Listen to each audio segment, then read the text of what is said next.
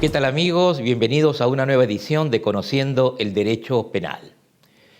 Es lamentable conocer cada mañana que la violencia contra la mujer y contra los integrantes del entorno familiar se ha convertido en una noticia constante en los diferentes medios de comunicación y en los noticieros de nuestro país.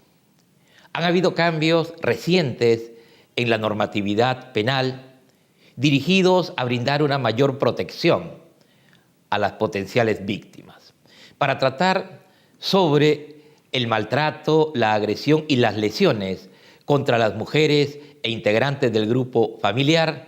Nos acompaña en esta sesión la doctora Sofía Rivas Lamadrid.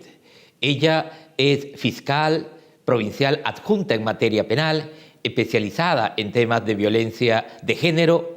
Ha realizado varias publicaciones en revistas especializadas y ha tenido la gentileza de aceptar nuestra invitación para dialogar sobre este preocupante problema de la realidad actual. Doctora Sofía, muchas gracias por estar con nosotros. Y como había anunciado, se han dado reformas recientemente que han declarado e incluso las agresiones que no tengan como resultado un daño físico, un daño psicológico, merecen ser calificadas como delictivas y producen consecuencias penales. Incluso pueden llevar a la cárcel a quien realiza este tipo de actos. ¿Qué puede decirnos al respecto? Sí, doctor, muchas gracias en principio por la invitación. En efecto, han habido varios cambios normativos, todo a partir de noviembre del 2015. Esto es con la ley 30.364. La violencia contra la mujer ha empezado pues, a sancionarse en relación al compromiso asumido por el Estado en relación a la Convención Belén do Pará. ¿Qué sucede? En esta convención justamente se sanciona la violencia contra la mujer y obliga a los estados a criminalizar dichas conductas. Asimismo, nosotros teníamos ya la ley 26.260 que sancionaba la violencia familiar. Es así que la ley 30.364 incorpora tanto la violencia contra la mujer y la violencia familiar y criminaliza las conductas que tengan como agravante ambas violencias, ¿no? Entonces, ¿qué sucede? Posteriormente, justamente como mencionaba doctor, se criminalizó aquello que se consideraban faltas contra la persona con la agravante de la violencia familiar. Adicionalmente la violencia contra la mujer mediante el decreto legislativo 1323. Pero, ¿qué sucede? En efecto, sí tendría que haber un daño para que la conducta sea criminalizada, solo que este daño tendría un quantum menor a 10 días de incapacidad médico-legal y afectación psicológica, cognitivo-conductual. Ahora, ¿qué puedo decir con respecto a este tipo de delitos? En realidad, todos estos delitos tienen en común lo que es la violencia, tanto de género como la violencia contra la mujer. Pero ¿qué sucede? Estamos interpretando de una forma errada el elemento típico violencia en el entendido de la interpretación que se le da para otros tipos penales. La violencia para otros tipos penales corresponde a la agresión física. Para estos tipos penales no, es una violencia que es mucho más compleja. Nos remite pues, la ley 30.364 justamente a un contexto de relación, es un contexto, un vínculo emocionalmente enfermo de relación en el que hay una relación de subordinación de la gente para con la víctima. Es así que las lesiones se producen en medio de este contexto. Entonces tenemos por un lado el daño tanto en la salud psicológica, física como mental. Por eso viene el delito de daño psíquico, que está contemplado en el artículo 124b, y el daño y adicionalmente el contexto. Este contexto es un contexto patológico, es un contexto de violencia. ¿Y qué es violencia? En realidad yo entendía inicialmente que violencia era, como para otros tipos penales, la agresión física. Pero el contexto de violencia es, como mencionaba hace un momento, completamente distinto. Tenemos pues una relación de subordinación, una relación de coerción constante de la víctima en la que el agente no tiene el objetivo, en principio, de vulnerar a la víctima, sino básicamente someter a la víctima. Es decir, si la víctima no se somete, es allí que la agente la vulnera. Mientras mayor reacción o falta de querer someterse de la víctima, es allí donde mayor fuerza en la violencia. Esto es lo que hace justamente, lo que genera el riesgo en la víctima, porque la violencia tiene varias etapas, es cíclica y es progresiva. ¿Qué sucede?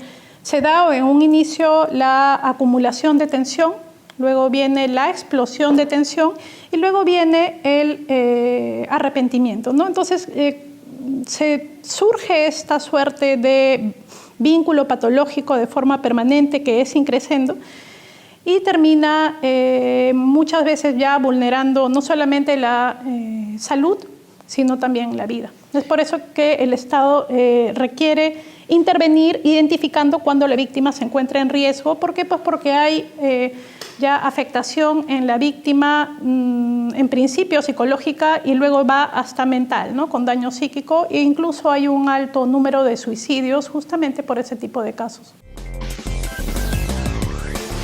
Cambios legales que se han promovido a partir de convenios internacionales son los que hoy constituyen la base de la legislación peruana contra la agresión a la mujer y al núcleo familiar.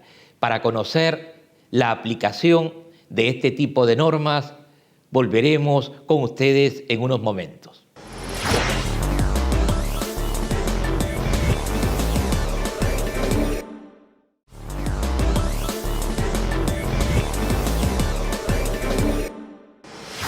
Continuando con nuestra entrevista, nos toca ahora referirnos a la aplicación material de toda esta normatividad tan novedosa y tan necesaria para prevenir la violencia contra la mujer.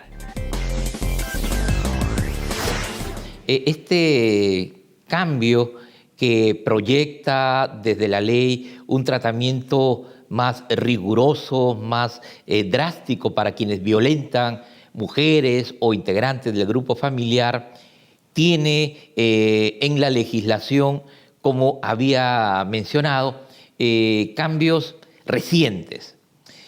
¿Podría precisarnos cuál es el tratamiento penal que se da a los autores de estos actos, aun cuando las lesiones no sean graves?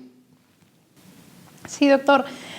La ley 30.710 modifica el artículo 57 del Código Penal prohibiendo la suspensión de la ejecución de la pena para este tipo de delitos. Sobre todo, bueno, el artículo 122, lesiones leves, y el 122b, agresiones contra los integrantes del grupo familiar. ¿Y qué sucede? La exposición de motivos de esta ley detalla que es importante que el agresor cumpla la condena efectiva, no en libertad. Esto es en prisión. Sí, en prisión. ¿Y en qué se fundamenta? Que si es que justamente por la progresividad de la violencia y el riesgo de la víctima se le da o se le condena en libertad, esto es bajo la suspensión de la ejecución de la pena. ¿Qué sucedía? Que reincidía en este tipo de hechos. Eso exponía nuevamente a la víctima y, es más, acrecentaba el riesgo en la víctima y la violencia. Entonces sucedía pues una suerte de mayor progresividad en la violencia justamente al condenársela en libertad. Ahora, ¿qué se está haciendo actualmente? Lo que se está haciendo en atención a esta prohibición es el convertir la pena. Se están convirtiendo pues la pena para que ésta sea en libertad, convirtiéndola en multa, en reserva del fallo condenatorio y en formas de prestación de servicio a la comunidad. Pero ¿esto no sería contradecir el propósito que llevó a la norma? Sí, efectivamente. Claro, porque el problema es que si efectivamente estas penas deben de cumplirse en un centro carcelario, el volumen de personas en prisión se va a incrementar también de manera considerable. Efectivamente, pero ¿qué sucede? El objetivo, pienso yo, es determinar cuándo nos encontramos ante un vínculo de violencia per se, que es decir, en efecto, pues genera un riesgo para la víctima, y cuándo nos encontramos ante un contexto de conflicto. ¿Qué sucede? Como mencionaba hace un momento, si es que consideramos la violencia como cualquier tipo de agresión y no le damos la connotación que corresponde, no podemos delimitar el ámbito de aplicación y no podemos distinguir entre lo que es la violencia que genera un riesgo del conflicto, que es un hecho de choque de posiciones y en el cual se pueden dar las lesiones. Allí, en lo que es el conflicto, no hay la relación de subordinación ni hay la relación de riesgo. Ahora, ¿qué es lo que sucede? Estamos obviando evaluar este contexto, pese a que ya la guía de evaluación psicológica para víctimas de violencia del Instituto de Medicina Legal del Ministerio Público determina la importancia de delimitar y discriminar uno de otro. Entonces, mi posición es que tenemos que profundizar la investigación o, en todo caso, explorar más si es que efectivamente nos encontramos ante un contexto de violencia y ante un contexto de conflicto. De tal forma que si es que nos encontramos ante un contexto de violencia, sí corresponde, por el tema de lo que es el riesgo de la víctima, la aplicación de una pena privativa de libertad efectiva. ¿Cuál es entonces el límite que marca la aplicación de esta norma? ¿Desde cuándo una agresión va a significar que su autor termine siendo condenado a una pena privativa de libertad que deberá de cumplir necesariamente en la cárcel? El artículo 122b sanciona a aquel que causa lesiones hasta incluso menos de 10 días de incapacidad médico-legal en un contexto de violencia. ¿Puede ser un día o 2 días? Sí. O afectación psicológica cognitivo-conductual. Pero ¿qué sucede? El tema no es básicamente el quantum, sino adicionalmente tiene que, o tendríamos que, porque estamos obviando ello, evaluar el contexto de violencia. Es decir, no solamente es el quantum de las lesiones contra un integrante del grupo familiar o contra la mujer, sino que necesariamente estas se tienen que dar dentro del contexto de violencia. Si es así, yo sí considero que sí se justifica en atención a que la víctima se encuentre en riesgo. ¿A dónde deben de acudir las víctimas de actos de violencia? ¿Cuáles son los procedimientos? Usted, que es fiscal en ejercicio, que ha estado cercano a este tipo de situaciones graves de violencia, ¿cuál es el camino que debe seguir la víctima de una agresión para generar la protección directa del Estado, para generar la sanción del ejecutor de estos actos? Las víctimas pueden acudir tanto a la comisaría del sector como a la Fiscalía Penal de turno. Ahora, ¿qué sucede? El procedimiento es que se pone, si es que es dentro de las 24 horas, si se dan los supuestos de flagrancia, el autor es detenido. Y se inicia pues ¿Qué cosa es una flagrancia? Si es que la comisión del hecho se da dentro de las 24 horas. O sea, si se detecta ese delito dentro de las 24 horas, cabe la posibilidad de una detención. Sí, doctor. Ahora, ¿qué sucede? Que se va pues tanto lo que es la investigación penal como el aspecto tutelar, es decir, inmediatamente se pone de conocimiento al juzgado de familia de turno para que se dicten las medidas de protección correspondientes. ¿Estas medidas de protección en qué pueden consistir? Pueden ser medidas genéricas o medidas específicas. Esto es el cese de cualquier tipo de violencia, el alejamiento del agresor de la víctima, incluso el retiro del agresor del inmueble donde comparte vida en común con la víctima. entre otras, ¿no? Para cautelar a la víctima y a fin de que ésta no se encuentre en riesgo. La evidencia práctica que se tiene entonces de la aplicación de todas estas disposiciones legales, penales y no penales a favor de la prevención de las agresiones y violencias contra la mujer y los integrantes del entorno familiar han sido claramente expuestas por nuestra invitada. Sin embargo, quisiéramos más adelante tomar su información especializada en torno a cómo viene funcionando la aplicación de todas estas medidas. Para ello, luego de unos anuncios, volveremos con ustedes.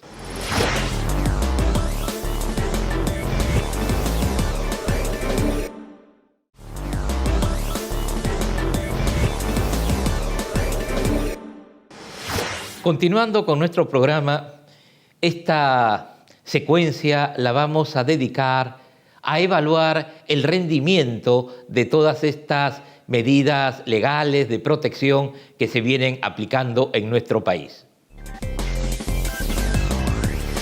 Estas medidas preventivas tan importantes para la víctima, ¿vienen aplicándose debidamente?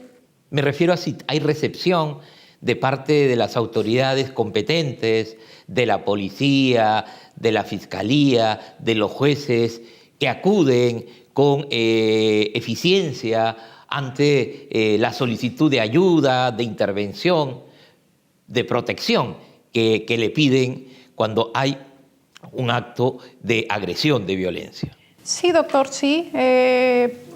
En realidad existe la intervención oportuna, incluso se han creado fiscalías especializadas en este tipo de delitos que están brindando un tratamiento oportuno, integral con respecto a la sanción, y adicionalmente se han creado recientemente fiscalías de prevención contra la violencia de género.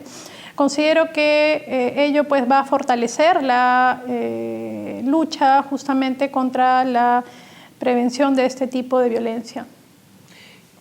Una pregunta final con relación a esta temática.